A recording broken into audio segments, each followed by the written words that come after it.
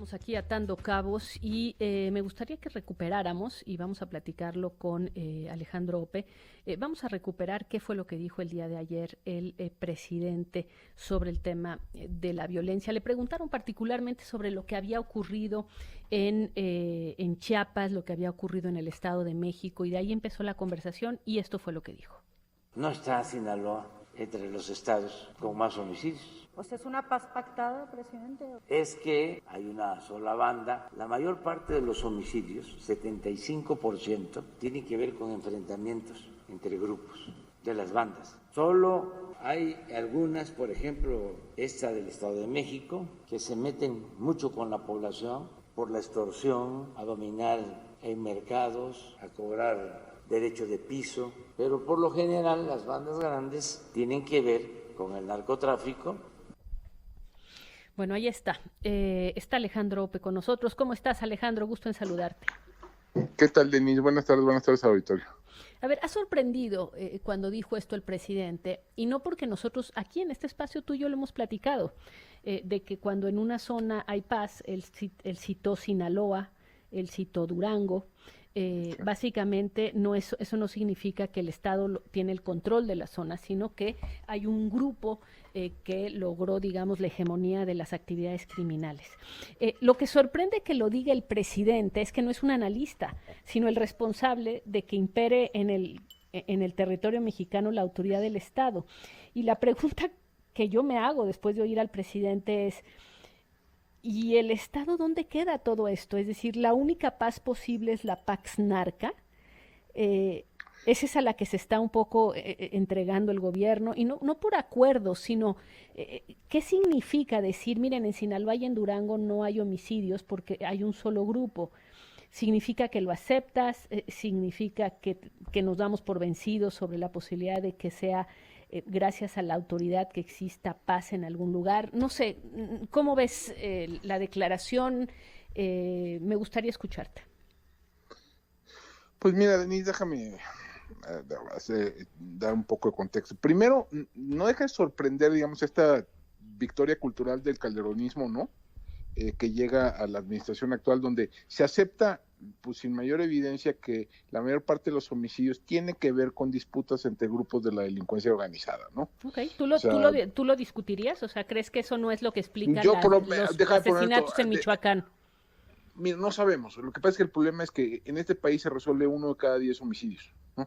O sea, se investiga 1 de cada 10 homicidios. Entonces, le adscribimos móvil a diversos homicidios, pues con información, deja de poner todo inferencial, ¿no? Con algunas características del incidente, etc. O sea, de arranque estamos invisibilizando otras violencias, ¿no? Y no es propio de esta administración, ya lo venimos cargando eso desde hace un buen rato. Segundo, bueno, vamos a suponer que en efecto, digamos, esta posición hegemónica de un grupo en Sinaloa o en Durango reduzca algunas formas de violencia, ¿no?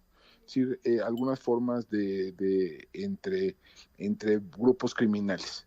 Vamos a suponer que eso sea cierto, aunque digo, no, vale la pena destacar que aún Sinaloa sigue teniendo una tasa de homicidio como 22 o 23 por 100,000 habitantes. Es más o menos 7 veces Yucatán, ¿no? O sea, tampoco es un Edén de paz, ¿no? Déjame ponerlo así. Ciertamente mejor que los 80 y tantos que tenía hace una década, pero digo, todavía está relativamente lejos. Pero vamos a suponer que eso sea cierto. El problema es que ¿qué haces con esa información, no? Si o sea, el Estado, ¿qué prescripciones de política pública surgen de ese hecho, ¿no? Sí, en efecto, entonces eso deberíamos de buscar que haya un grupo dominante en todas las zonas del país para eso reducir homicidios. Pues no sé, digo, uno no sé si sea posible, no sé si el Estado tenga instrumentos para llegar a ese objetivo.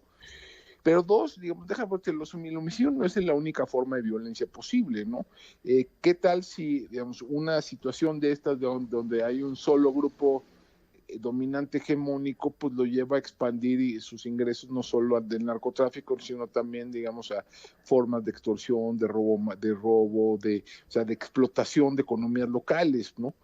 que también es posible. Digo, hubo una época en la que en Quintana Roo había muy pocos homicidios, pero la extorsión era casi universal, ¿no? Tampoco es una situación muy deseable, ¿no?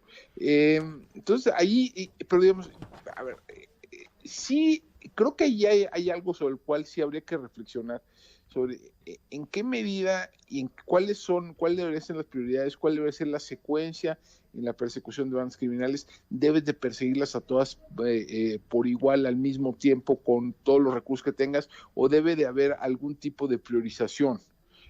Creo que ahí hay un debate que sí me parece que es legítimo, ¿no? Y que en el cual sí la reducción de violencia letal debe de ser a lo mejor uno de los factores en la Sí, ya me lo habías dicho, definición de ya lo una hemos política, platicado. ¿no?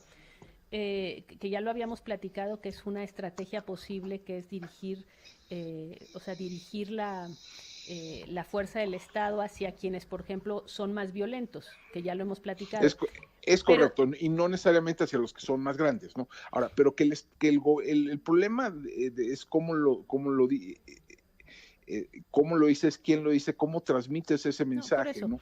Es que lo que sorprende, a ver, quiero regresar al tema. El presidente dice esto, y uno lo que quisiera saber es qué hay como consecuencia de lo que está diciendo el presidente. El presidente está diciendo, hay menos homicidios en Sinaloa y en Durango, porque citó esos casos, que en Michoacán, donde dijo se están oponiendo 10 grupos, y que en Guanajuato, donde sabemos que hay otros grupos, y otros estados, dijo básicamente 5, que dijo son el 50% de los homicidios. Entonces, cuando el presidente dice eso, lo primero que sorprende es, ¿y entonces?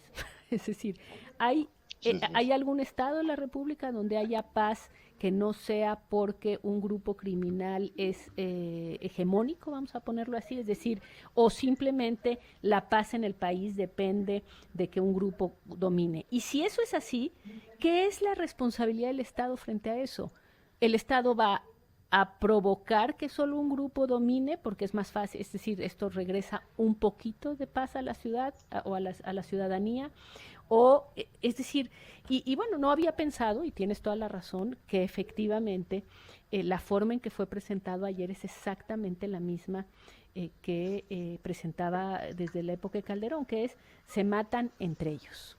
Esto es, básicamente, y como se matan entre ellos, pues, y es cierto, ya he escuchado varias veces a este gobierno también decir que hubo inocentes que murieron, pero básicamente como que los otros no. Es decir, es correcto, es entre ellos, ¿no? Es entre ellos. El tema de que es entre ellos, que lo que es terrible es que el entre ellos siempre son, pues, los criminales. Ayer, por ejemplo, hoy oíamos que este joven menor de edad que murió en el enfrentamiento en el Estado de México, que tenía un changuito, era un menor de edad. Entonces me imagino era un halcón, no sé si ya a esa edad era un sicario, pero lo que quiero decir es entre ellos, pero son los hijos, los hermanos, los maridos y todo de una parte de la población significativa. Pero bueno, no, pero, ya llegamos digamos, aún si son sicarios, aún si son, digamos, asesinos desalmados, o sea, siguen siendo víctimas y su asesinato tendría que ser objeto de una investigación por parte del Estado, ¿no? O sea, eso yo creo que eso es. Entonces, yo creo que es el problema digamos, de esta lógica es que invisibilizas a las víctimas, invisibilizas una parte importante de la violencia que no necesariamente tiene que ver con esto. O sea, vuelve muy o sea, tu aproximación a la violencia se vuelve terriblemente esquemática, ¿no? Y no permite ver diferencias locales. Y además, tenga por decir, a lo mejor es posible tener, digamos, este tipo de hegemonía en un lugar como Sinaloa, es posible tener un lugar como Michoacán, es posible tener un lugar como Guerrero. Bueno, yo creo que no. Entonces, digamos, a lo mejor, digamos, desde el punto de vista sociológico, pues lleva alguna reflexión interesante, pero desde el punto de vista de política pública no informa mucho, ¿no? Y ayer nos quedamos sin entender bien qué implicaba el que el presidente lo pensara así. Es decir, no nos dijo más que una constatación, pero ya no entendimos eso a qué lo llevaba a decidir respecto a la estrategia, porque inmediatamente le preguntaron sobre qué implicaciones tenía y si era una paz pactada, y él ya nada más dijo que su estrategia no iba a cambiar y bueno, es que lo de abrazos y no balazos pues no significa realmente nada. Así es. Entonces nos quedamos sin saber. Y además, yo creo que además es un parte del problema. O sea, si hubiese una política consistente de, por ejemplo, justicia transicional, donde hubiese, o sea, una política coherente de construir algún tipo de arreglo político con algunas de las bandas criminales, bueno, dirías, bueno, digo, a lo mejor es éticamente cuestionable, políticamente complejo, pero por lo menos hay claridad conceptual, ¿no? El problema es que es muy inconsistente la política del gobierno. El mismo día en el cual no hicieron nada, el día de una balacera masiva en San Cristóbal de las Casas, hay 10 muertos en un enfrentamiento en el Estado de México. Entonces, o sea, esa inconsistencia en el uso de la fuerza, en el despliegue, en el uso de las capacidades del Estado, pues lo que lleva es a que pues los grupos criminales, los grupos armados estén tentando los límites, ¿no? Continuamente, no están probando hasta dónde pueden llegar. Y eso yo creo que es muy desestabilizador. Mira, aquí yo no sé tú qué opines, te lo comento, a mí me llama la atención que si lo que ocurrió en el Estado de México, que es atípico, porque es atípico una intervención del Estado en estos tiempos que termina con 11 presuntos delincuentes abatidos, está directamente relacionado con que iban por quienes ellos consideran le hicieron esta emboscada y mataron a 13 policías en Coatepec de Harinas. Es decir, ahí hay una respuesta directamente a quienes mataron a policías. Sí, digamos, lo interpretas así, es una hipótesis. ¿no? Pues digo, no sé. Denis, tenemos que hacer una pausa. Sí, a ver, perdón, para terminar, déjame ir a una pausa y regreso. Nos estamos aquí atando cabos. Gracias, Alejandro. Era nada más para terminar la conversación. Te decía, por supuesto no tenemos idea de qué fue lo que pasó ahí y es muy complicado tener en realidad los datos precisos. Solamente la autoridad dice que son las personas que iban por ellos porque habían matado a 13 policías en Coatepec de Harinas en 2021 y el resultado del enfrentamiento, que es totalmente atípico en este gobierno, hay que decirlo, es de 11 presuntos delincuentes abatidos. Sí, digo, no sé qué tan atípico es. Según Animal Político hizo un reporte hace relativamente poco, iban como 600 civiles, 700 civiles abatidos en enfrentamientos con Ejército y Marina en lo que va de la administración, ¿no? Entonces, digo, no es tan atípico. O sea, típico es, no tengo yo así los datos, pero de que sean de esa cantidad en un solo evento. Pero bueno, lo preguntamos. Pero digamos, o sea, tantos números, pero sí hay enfrentamientos donde hay civiles que mueren en el enfrentamiento. Pero sí, yo no lo sé. Pero de cualquier manera, o sea, hay una suerte de inconsistencia en el uso de la fuerza pública, ¿no? Por un lado tienes algunos casos donde hay una reticencia a actuar, de que se ve hasta en videos, ¿no? Y otra donde hay, pues déjame ponerte un gatillo rápido, ¿no? El caso de Guanajuato hace unas semanas con estos estudiantes, ¿no? Que perdieron la vida por presuntamente no hacerle caso a las indicaciones de unos guardias nacionales, ¿no? Entonces, digo, yo creo que aquí hay un problema. Yo creo que no hay mucha claridad estratégica, y esa claridad estratégica no está permitiendo que haya consistencia en el despliegue de fuerza, en el uso, en las reglas de uso de fuerza, en los protocolos, ¿no?